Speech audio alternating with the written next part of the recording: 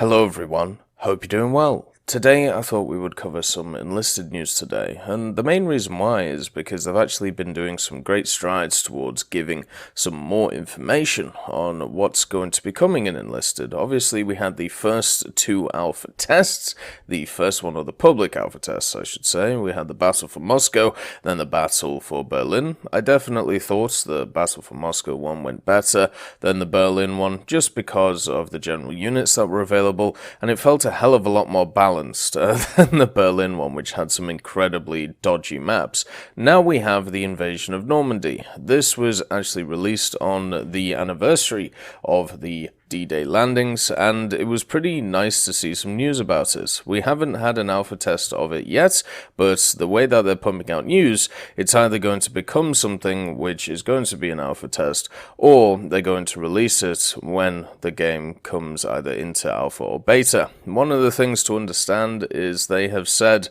that they want this game to be out this year in some form to the public, so therefore stuff such as the Invasion of Normandy, or the Battle of Berlin, or the Battle of Moscow, something is going to be first when it comes to the first campaign that is going to be available. So we'll have to see what happens going forward with this.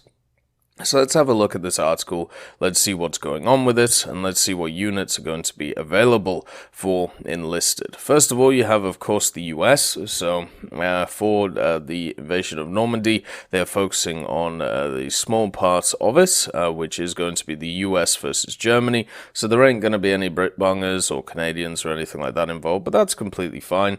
That's normally what happens when it comes to D-Day. Everybody just remembers Omaha Beach and also a bit of Utah. Nobody remembers Gold, Sword, or Juno, really, which is kind of sad, especially since they all have their own interesting stories.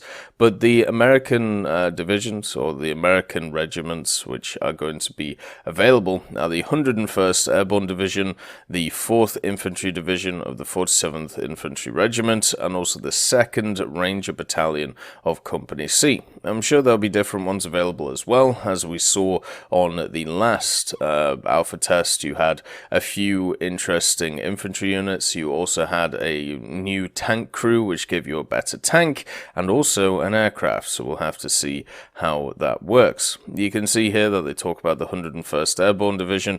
Obviously, they were the ones who parachuted in the night before, with a lot of other divisions as well. It'll be interesting to see how they use these mechanics, if they do. Being able to parachute anywhere on the battlefield would be a little bit crazy. But I suppose what it could do is it could give you an advantage, but also by being in the air and not exactly being able to defend yourself. Maybe that is like the stopgap that you have, where that is like the risk and reward area. You also have the 4th Infantry Division, and as it says, it was the first US division to land in Normandy on Utah Beach, and the 4th Infantry Division commander, it was actually Theodore Roosevelt Jr., who was the son of the 26th US president, which is kind of interesting. And then you have the 2nd Ranger Battalion of Company C, which participated in the storming of Omaha Beach, D-Day's bloodiest landing zone, and it was the first Allied force to reach a sea dam close to German bunkers in the Dog Green sector, having lost half of its troops. So this is basically across the board. This game is picking different parts of the Normandy landings and bringing them together, which I think is the way that you do it. I don't think you want to focus entirely on just one part of it when it comes to the units involved. Being able to pick them from, obviously, the night before, then Utah Beach, and then, of course, Omaha Beach. The only thing that, for me, is missing is maybe something like Point du Hoc, where, obviously, some Rangers were able to take that point. There's also, as I said, the other beaches, but overall you can't cover all bases, so I think this is pretty good from a historical standpoint. They have a really good chance here when it comes to Enlisted to be able to mix history and also the battles. One thing that I've personally been very much a fan of when it's come to War Thunder is the fact that they have been able to teach people about history and teach people about vehicles and teach people about ideas while also giving them a fun gameplay experience.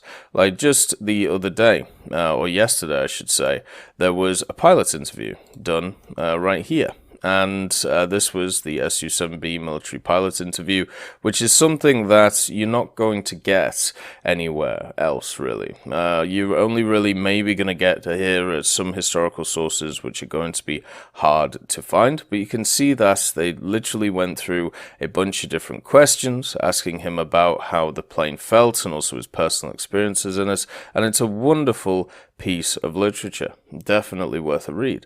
But when it comes to Enlisted, I think they have the similar ideas where they can tell the stories of these regiments or the companies, where they can tell the stories of these men through gameplay, which I think is very important. The guns that are on offer, or some of the guns I should say, that are going to be on offer for the Americans is the M1a2 Carbine, as you can see, the semi-automatic rifle, the Thompson M1928A1, which is going to be the fun one, a 100-round drum. We'll have to see what its kickback's like, but also I'm guessing it might slow you down. And of course the M9 bazooka, which should be pretty useful. One of the things that is interesting about the Invasion of Normandy campaign, as you can see, 6th of June 2020 was when this was announced, is they actually showed an overall map for it. So you can see that the beach is actually a small part of it. I'm really wondering when it comes to this, if they are going to have tanks and stuff like that. Are they going to have Shermans? Are they going to have stuff like Tigers? Or are we just going to skip that? So it's going to be mainly infantry focused. I hope it's going to be mainly infantry focused. So therefore stuff like the bazooka would be used mainly to maybe clear out some of the bunkers and stuff which are around, or just to give somebody a what, but we'll have to see, you know, what goes on. And if you want to see this map, I'll make sure to leave a link to it in the description to the article, because it's actually really cool that they've put this in. It reminds me very much of when in the Italian map for War Thunder they showed, you know, the whole map so you could have a look at it. So yeah, these are some of the choice weapons that the Americans are going to get. And then we have the Germans, which of course are looking very stern, and the character models I think are something that War Thunder could benefit so much from when it comes to this. You know, you could easily put these in War Thunder as your squad. When it comes to your tank crew, you could be able to heavily customize them. It's such a massive monetary option that Gaijin could do in the future, so we'll have to see how it goes. So the Germans get the 77th Infantry Division of the 177th Feld Gendarmerie Trupp, the 91st Infantry Division of the 1058th Grenadier Regiment, and the 2nd Parachute Division of the 23rd Parachute Regiment. So the 77th are Eastern Front veterans. The division was formed out of experienced soldiers and officers, so this is probably going to be your upgraded unit, if we're being honest. And then you have the initially trained and equipped as a paratroop division, the 91st Infantry Division, to take part in the Scandinavian operation, Tanne Ost. After the operation was cancelled, the division was moved to the front as an infantry division, which is very interesting. Then you have the 2nd Parachute Division. The squadron took part in battles in Italy and on the Eastern Front, and on the 6th of June it was based in the Carentan area, where it entered into battle with soldiers of the 101st US Airborne Division. So these are the defenders against the Airborne Division, and these two are probably going to be on the front lines. The main thing to get from this is these are all like infantry divisions, or at least when it came to, you know, World War II, they were being used as infantry divisions at the time.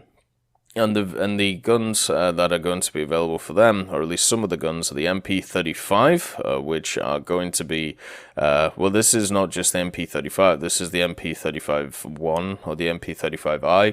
I'm guessing the MP35 will also be in this battle, because one thing that was definitely true was you could get upgraded versions of the guns that you had. You got them through the box system, and they would give you a slightly better either fire rate or slightly better, you know, muzzle velocity or something. Then we have this. It's time. The MKB-42H, which was a development from the Haenel company, an early prototype of the first serial assault rifle in the world, the SGG-44. So it has the ZF-41 optics. This is a gun that I know a lot of people have been looking forward to. The SGG-44 is obviously very well known when it comes to World War II. Here is an early prototype. It seems like it's nice that they're going not just for the standard weapons that we used. They're also looking for prototypes, they're also looking for different stuff, and I'm guessing balancing things. And then we have this, the Sturm pistol. Now, the Sturm pistol was a modification of a German signal pistol, and it could actually fire anti-tank grenades.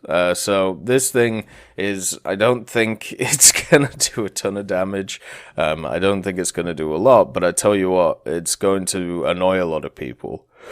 Because I think many people are going to use it to basically just pop people. Instead of having to fire with burst rounds with these, instead they're just going to pop them with this and just say, how's your father? So yeah, I think a lot of people are going to get kind of annoyed at that thing pretty quickly if used correctly. So the fact is, when we look at this, it all looks pretty good, you know, and there are still a lot of questions around Enlisted.